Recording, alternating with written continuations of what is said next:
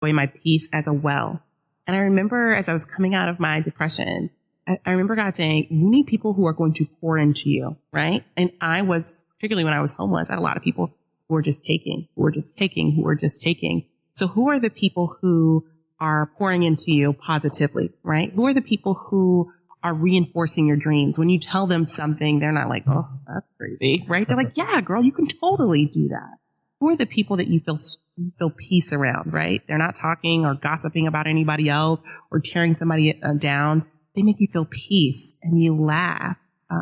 Who are those people? So looking for a community of people who are going to pour into you positively, who are going to push you into purpose.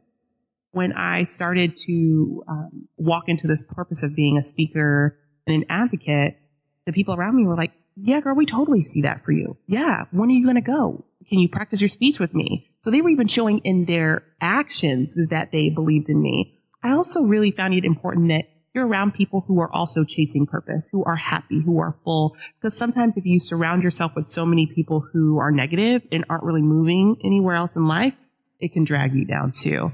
So my biggest thing I always tell people is have the well fillers in your life. Well, I love that. What you reminded me of is a quote by Les Brown, and he says, shoot for the moon, and even if you miss, you'll still be among the stars.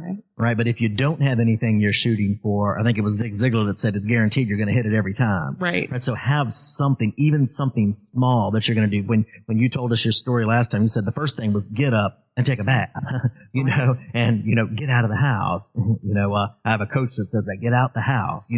Nobody's going to come to you in the house. You have got to take some, even if it's a small effort, and reach out and get out and get going. So, Lauren, thank you so much for this. And I want you, though, before we go again, if you would give those contact numbers and websites for people who either themselves or for someone that they know need to reach out.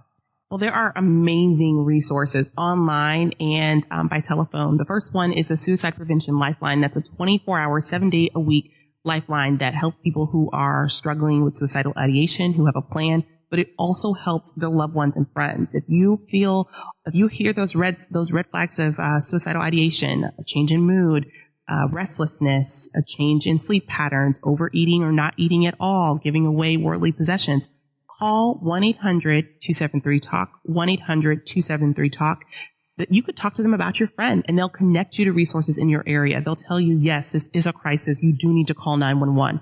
If you're struggling, they'll talk you down from that situation and connect you to resources. The National Alliance on Mental Illness is an amazing resource that helps people learn how to live with their mental illness. They break the stigma of mental illness and they teach family members how to be better caregivers. If you go to www.nami.org, that's NAMI.org, you can search for a NAMI chapter in your area, get connected to a connections group, peer-to-peer or family-to-family. There's also a national organization called Mental Health America. That's MHA.org. That's another amazing nonprofit that helps people. They have a warm line that you can call and talk about your mental health struggles. The American Foundation for Suicide Prevention gives suicide prevention training in communities all around the country. Go to afsp.org, find a training in your area so you can be best equipped to help someone who's struggling if you ever encounter that.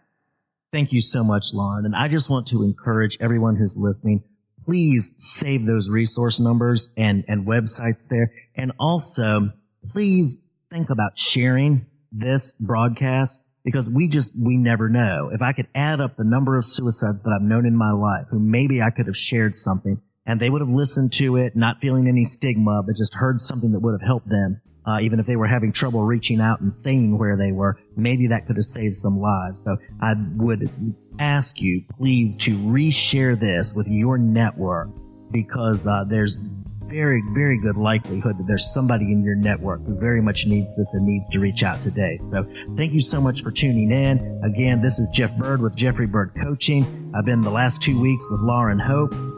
Again, she's founder of Good Girl Chronicles. I encourage you to check that out. What's the website for that? GoodGirlChronicles.com. That way you know. So easy enough. So encourage you to check that out. Thank you so much for tuning in. This is Empowered Living. God bless you, and we'll see you next time.